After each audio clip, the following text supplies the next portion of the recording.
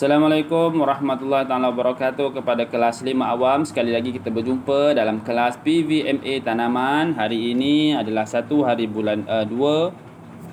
Ya, 1 hari bulan 2. Jadi pelajar-pelajar minta untuk aktif dalam pembelajaran. Sekiranya ada sebarang soalan boleh terus bertanya kepada cikgu, ya.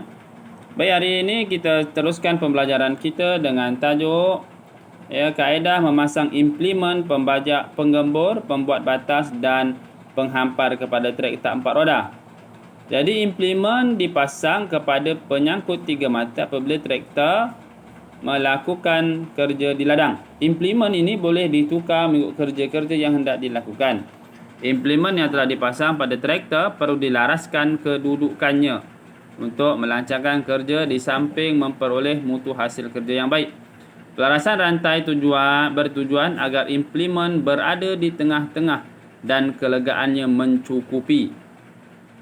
Semasa memasang dan menanggalkan implemen, langkah-langkah keselamatan harus dipatuhi.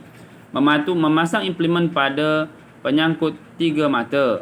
Yang pertama, undurkan traktor perlahan-lahan dengan keadaan penyangkut di atas pada traktor sejajar dengan penyangkut atas implemen. Yang kedua, laraskan lengan bawah kiri dengan menarik dan menurunkannya dan sangkutkan lengan implemen tersebut ke implemen. Pasang pin dengan cermat dan dengan sempurna. Yang ketiga, laraskan lengan kanan dan sangkutkan implemen. Pasang pin, laraskan lengan atas dan sangkutkan ke implemen, pasangkan pin.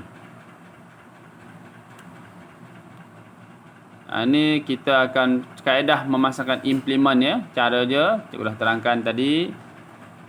So kita sambung kepada pembelajaran seterusnya. Kepentingan pembajakan dan pengemburan tanah.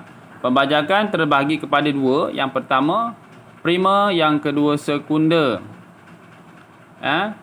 Apa tujuan pembajakan primer? Adalah untuk potong dan balikkan tanah.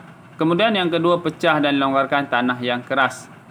Kemudian kita jalankan pembajakan sekunder, iaitu musnahkan, tujuannya ialah memusnahkan rumpai, kawal perosak, timbus dan gaul sisa tumbuhan, hancurkan tanah yang berketul, kemudian hasilkan permukaan tanah yang halus.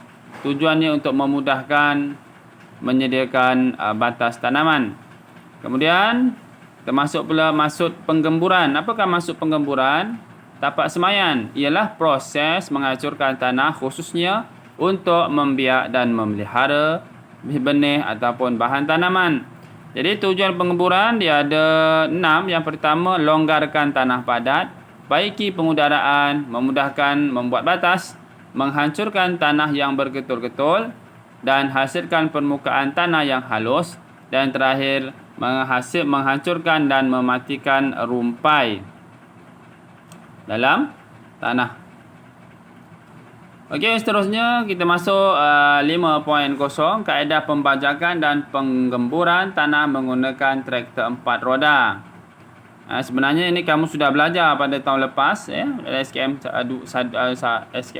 1, kamu sudah belajar tempat.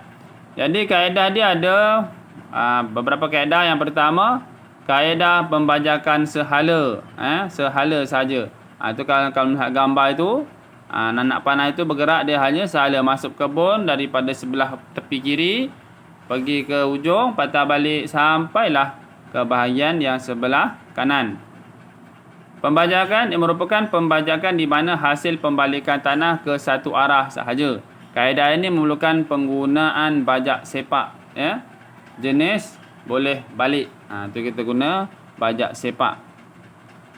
Baik, yang kedua, kaedah casting, atau kaedah pembajakan yang memudar di tepi ladang dan berakhir di tengah.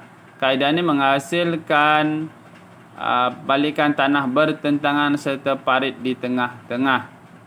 Casting, kamu tengok, kita mula daripada tepi, kita pusing tepi sampailah ke tengah. Ini contoh anak panah, anak panah cara pembajakan. Kalau kamu tengok kaedah balikan tanah itu yang di bawah ini, yang berkotak-kotak ini adalah contoh tanah yang telah dibalikkan. Tengah-tengah dia akan ada parit. Baik, seterusnya pembajakan kaedah terkumpul, merupakan kaedah pembajakan bermula dari tengah dan berakhirnya di tepi. Kaedah ini pula menghasilkan pembalikan tanah yang bertentangan arah dan menghala ke tengah-tengah ladang. Jadi kalau kamu tengok kat sini, kita mula dari pertengah, tengok anak panah itu. Dia mula dari pertengah, pusing dan habisnya ke bahagian tepi tapak tanaman. Jadi kalau kami lihat kotak-kotak itu, begitulah bentuk tanah yang akan dibalikkan. Dia semua menghadap ke tengah. Kaedah pembajakan terkumpul. Yang C adalah pembajakan secara pusingan. Merupakan kaedah pembajakan bermula dari tepi atau tengah secara berterusan. Kaedah ini menghasilkan balikan tanah yang bertentangan dan terhasil parit di tengah-tengah. Pembajakan secara mengundur dilakukan di bahagian tengah ladang. Ini kaedah pembajakan pusing. Kamu tengok. Inilah batas, tanda alur cetek dan juga tanda bidang. Ni. Terlihat dia. Ni contoh-contoh, kita tengok gambar-gambar ni. Contoh-contoh petani melakukan pembajakan. Ni kamu lihat tanah.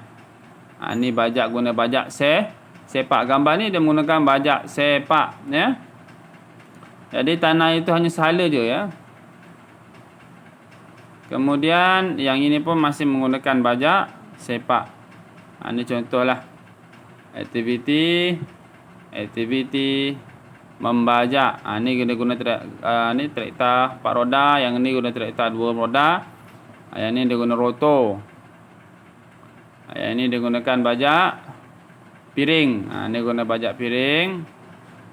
Yang ini digunakan power tiller, menghancurkan, menggembur. Yang ini pun dia masih menggunakan power tiller.